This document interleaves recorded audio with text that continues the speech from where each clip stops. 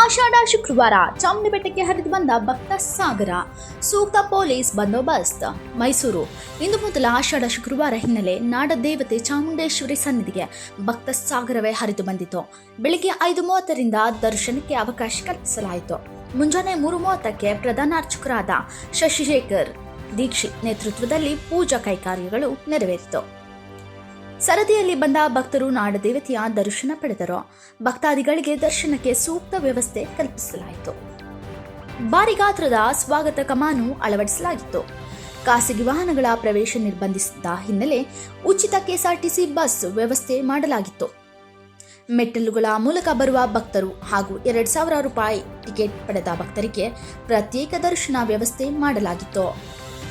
ಮುನ್ನೆಚ್ಚರಿಕೆ ಕ್ರಮವಾಗಿ ಭಾರೀ ಪೊಲೀಸ್ ಬಂದೋಬಸ್ತ್ ಏರ್ಪಡಿಸಲಾಗಿತ್ತು. DIG 1, DCP 4, ACP 12, PI 31, PSI 67, SSI 115, HC 329, PC 729, home guard 300, ಒಟ್ಟು 1,582 ಭದ್ರತಾ ಸಿಬ್ಬಂದಿ ನಿಯೋಜನೆ ಮಾಡಲಾಗಿತ್ತು.